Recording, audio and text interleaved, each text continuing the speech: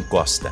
O caso de Felipe Martins, assessor da presidência para assuntos internacionais do governo Bolsonaro, pode chegar ao parlamento dos Estados Unidos.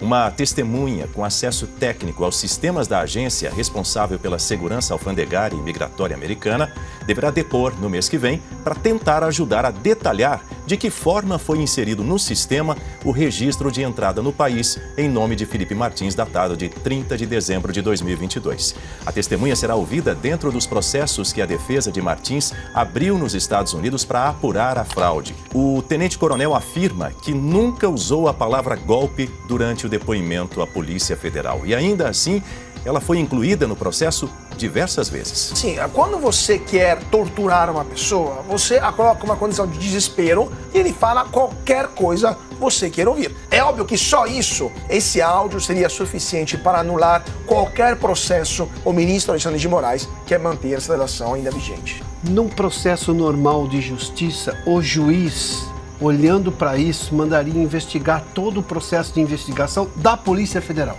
Esse é o ponto, não dá. De novo, onde estão os juristas para se rebelarem contra um Supremo que saiu da lei?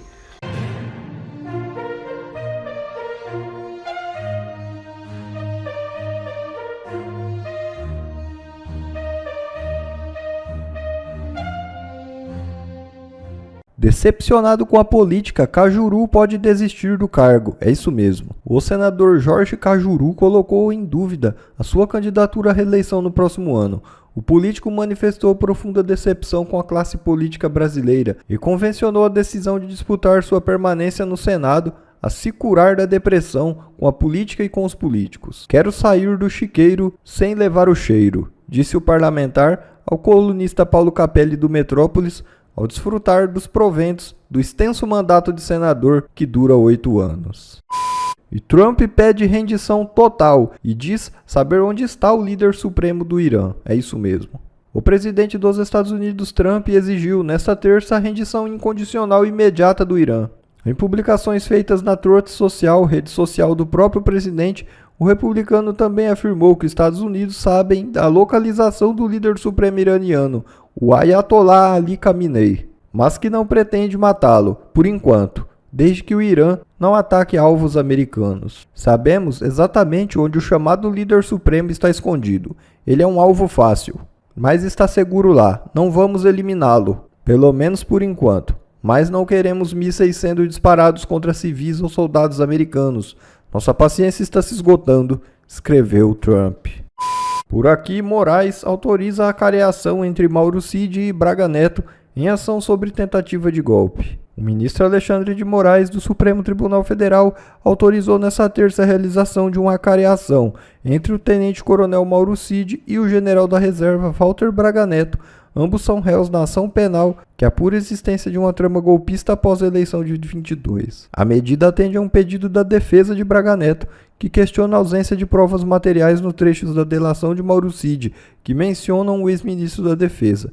Segundo advogados do general, Cid não teria apresentado evidências que sustentam acusações feitas no âmbito do inquérito que investiga a tentativa de abolição violenta do Estado Democrático de Direito. A gente vai ouvir agora os novos áudios de Mauro Cid. Em mensagens de áudio atribuídas a ele, que teriam sido enviadas via Instagram, o tenente-coronel afirma que nunca usou a palavra golpe durante o depoimento à Polícia Federal. E ainda assim, ela foi incluída no processo diversas vezes. Cara, vou te dizer, esse troço tá entalado, cara. Tá entalado, você vê que o cara botou a palavra golpe, cara. Eu não falei uma vez a palavra golpe. Quer dizer, furo, foi erro, foi, sei lá, até condição psicológica que eu tava na hora ali. Mas quando é de palavras golpe que ele bateu, cara, eu não falei golpe uma vez. E Mauro Cid reclamou de ataques nas redes sociais por perfis alinhados à direita. Quando é para achar um culpado, eles miram no culpado, martelam o culpado, traidor e não sei o que, para proteger o presidente. Quando é uma matéria positiva, né, é o presidente que foi, não é o cara, né, que foi bonzinho. Foi como aconteceu. Quando eu falei, eu não falei mesmo, que eu nunca falei de golpe, Nunca falei que o presidente planejou golpe. Só que o que acontece? Eles vão defender o presidente, não vão me defender. Aí eu fico neutro. Mas se sai alguma coisa, Cid diz que teve golpe. Em tom de desabafo, Mauro Cid afirma que perdeu tudo. E vou dizer, mais um desabafo. Mais um desabafo. Pega a vida de todo mundo, né? Todo mundo tá enrolado. Vê quem se vê quem se ferrou, quem perdeu a carreira. Quem teve o pai, a esposa, a família toda investigada. Até a sogra falecida há 10, 15 anos foi investigada. Meu irmão nos Estados Unidos, minha irmã, todo mundo foi investigado. Quem teve isso? Quem teve a carreira destruída? Tudo bem, tá todo mundo ferrado, mas o Coronel Câmara estava na reserva, já estava no grupo. General Braga Neto, 4 estrelas, chegou ao topo, reserva. General Heleno chegou ao topo, reserva. O presidente ganhou milhões em Pix, chegou ao topo, tudo bem. Todo mundo no meu par. Quem perdeu tudo? Fui eu. E eu ainda inventei de pegar um advogado por fora, né? E ainda estou pagando, estou acabando com a vida financeira da família. Carlo Cauti. Evidentemente, estamos ouvindo o áudio de um homem desesperado e homens desesperados falariam qualquer coisa. Mas assim, quando você quer torturar uma pessoa, você a coloca uma condição de desespero, por exemplo, por um excesso de dor, ou por exemplo, num beco sem saída financeiro, como o Cid acabou de relatar, e ele fala qualquer coisa você queira ouvir.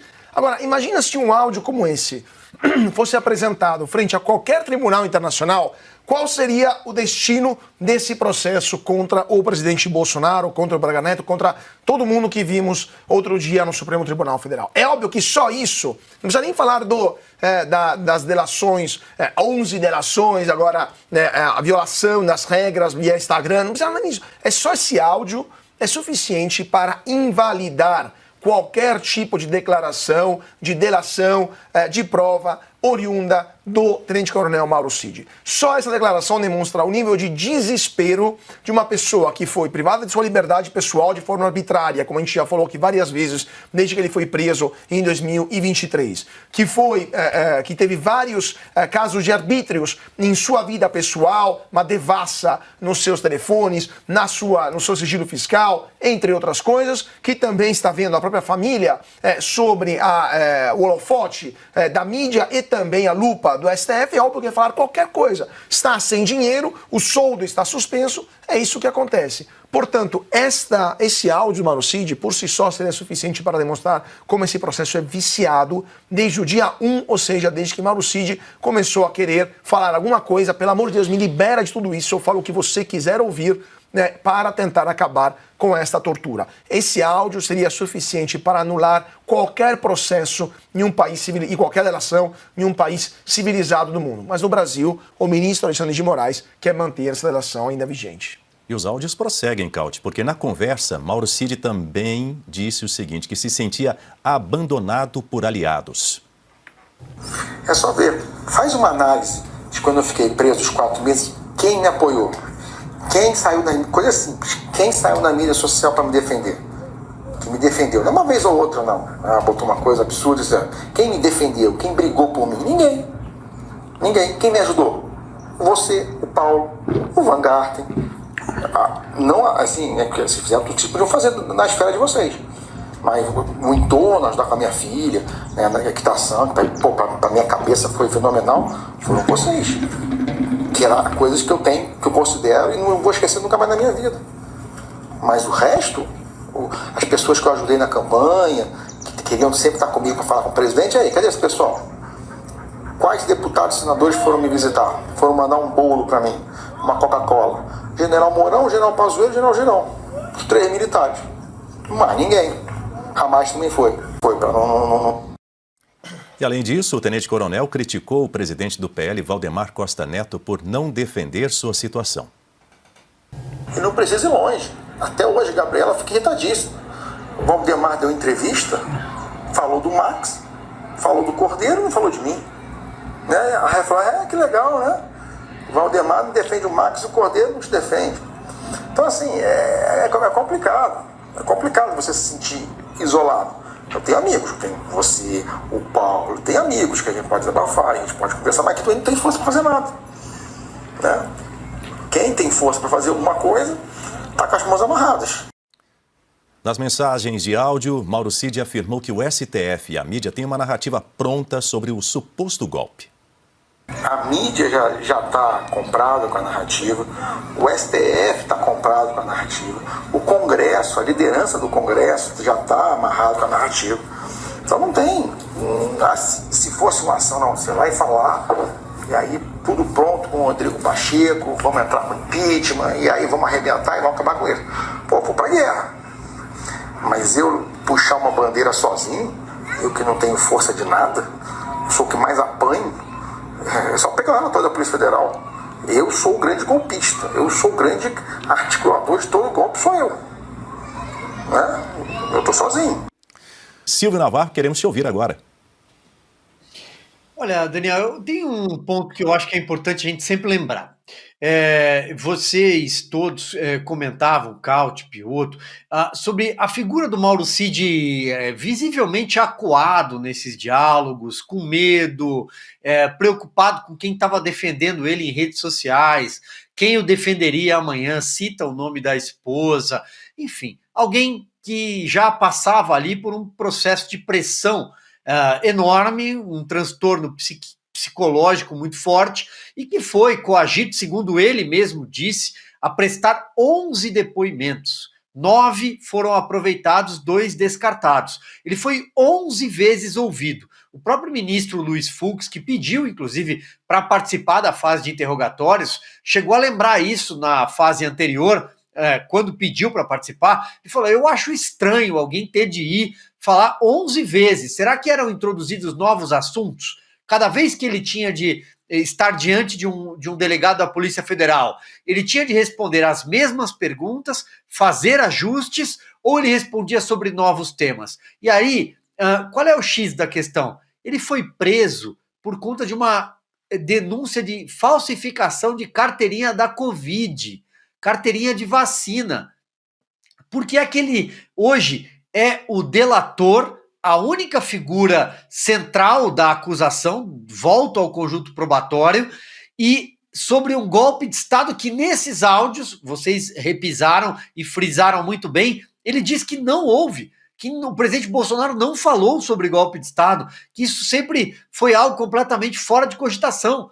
Mas o que hoje está sendo julgado, esse tumulto do 8 de janeiro, com o verniz da tentativa, da trama golpista, chame como quiser, e não da carteirinha da Covid. Onde é que nós chegamos? Na tal pesca probatória, o nome é ruim. Fishing Expedition é ruim também.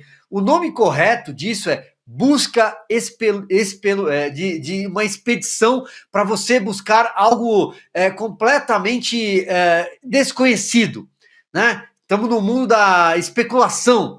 Essa é a ideia do ponto de vista jurídico, por isso é ilegal, por isso é condenável. Você não pode bater na porta de alguém, prender alguém, atrás de uma denúncia de falsificação de Covid, tomar 9 celulares, tablets e computadores, que foi o que aconteceu com ele, e a partir daí construir um mosaico de um golpe de Estado. Então, o Brasil está assistindo a este filme. E a pesca probatória, repito, de novo, o nome é ruim, ela remete à violação de direitos fundamentais, ela remete a abuso de poder. Então, é preciso entender também se não estamos diante de um caso em que é preciso denunciar o abuso de poder ao manter esta delação de pé, mesmo contaminada. Essa delação não vale mais nada. O que mais precisa ser dito? Depois de tudo que foi revelado pela revista Veja. Não, mas o ministro Alexandre de Moraes quer que ela continue valendo? Bom, então eu só tenho a recorrer à ideia de abuso de poder. Bom, Silvio, desconhecido também é como o nome de Felipe Martins foi parar na alfândega lá nos Estados Unidos, e é sobre isso que a gente vai falar agora. Notícia que está em destaque no site de Oeste com a apuração do jornalista Christian Costa. O caso de Felipe Martins, assessor da presidência para assuntos internacionais do governo Bolsonaro, pode chegar ao parlamento dos Estados Unidos. Uma testemunha com acesso técnico aos sistemas da agência responsável pela segurança alfandegária e migratória americana deverá depor no mês que vem para tentar ajudar a detalhar de que forma forma foi inserido no sistema o registro de entrada no país em nome de Felipe Martins, datado de 30 de dezembro de 2022. A testemunha será ouvida dentro dos processos que a defesa de Martins abriu nos Estados Unidos para apurar a fraude.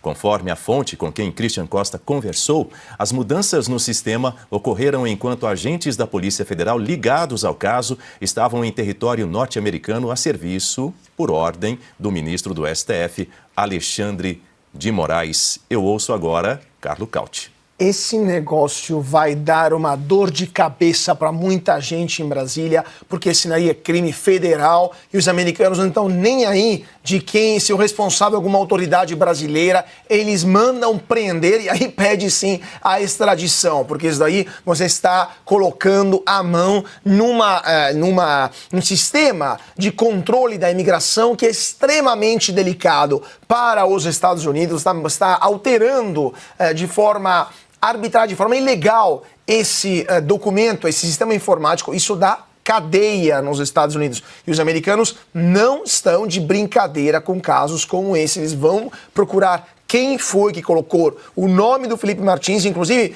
de forma, igual um pateta mesmo quem fez isso, é forma realmente ridícula. Se não fosse trágico, seria ridículo, porque conseguiu errar o nome do Felipe Martins e colocou o número de um passaporte vencido, que o Felipe Martins tinha denunciado como perdido, que ele perdeu anos antes, ou seja, é óbvio que as únicas pessoas, a única entidade que poderia saber o número desse passaporte era o órgão emissor do passaporte, que no Brasil é a Polícia Federal. Só a Polícia Federal poderia saber qual era o número de um passaporte vencido e perdido há anos e denunciado como perdido pelo Felipe Martins. Portanto, os americanos sabem que lá aconteceu, nesse caso aconteceu algo muito grave, eles vão atrás até as últimas consequências. Pode demorar um pouquinho, pode demorar o tempo técnico na liturgia normal de um procedimento investigativo americano, mas vai ser o célere suficiente para a gente ver esse desfecho nos próximos meses. E aí vamos ver quem brincou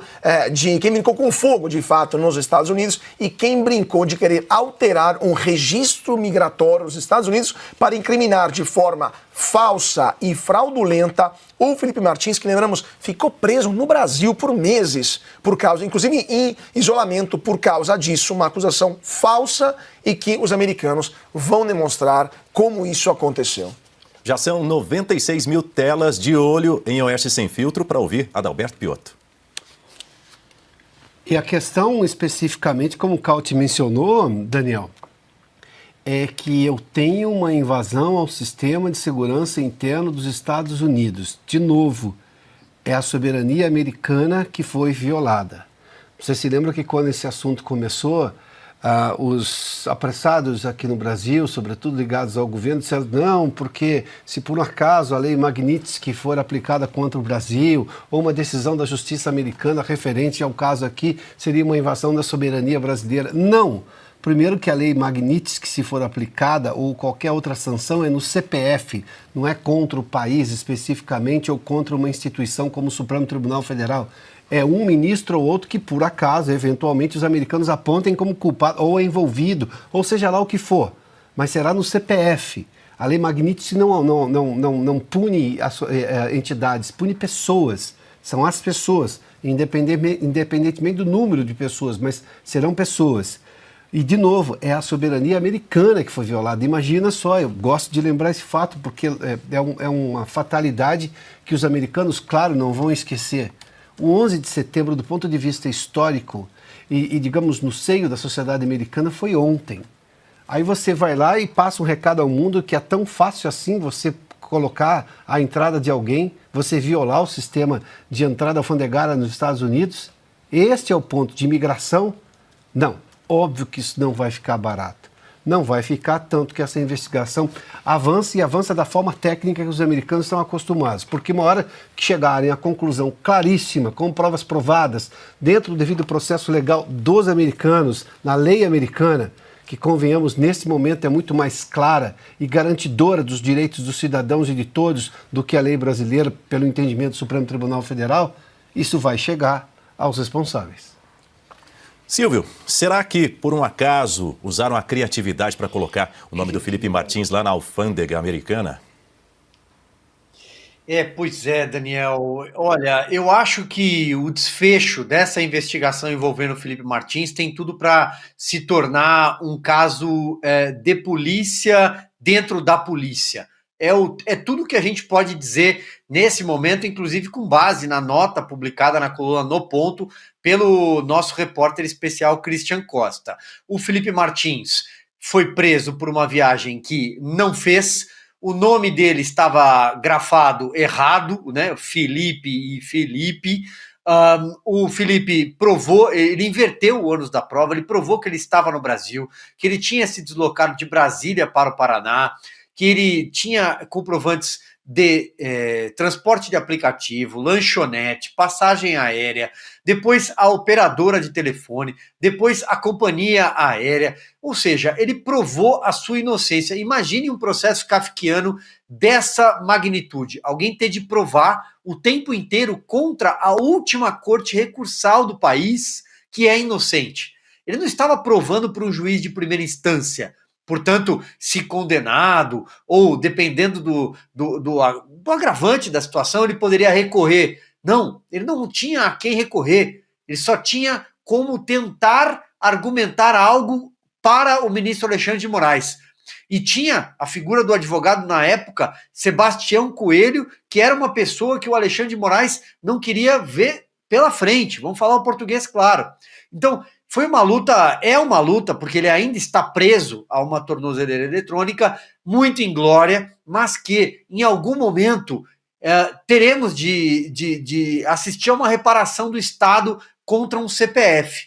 O que o Estado brasileiro fez com o Felipe Martins. E, ademais, a única acusação que pesa contra ele de ter participado daquela reunião onde foi debatida a minuta do golpe também caiu por terra agora nessa fase de interrogatórios. Então, eu não sei como, e aí não se trata de dizer que o Felipe Martins deveria não estar mais usando neste momento uma tornozeleira. Não, eu não sei como ele não foi absolvido ou, do ponto de vista jurídico, já estar buscando uma reparação por tudo que ele passou. Ele foi torturado.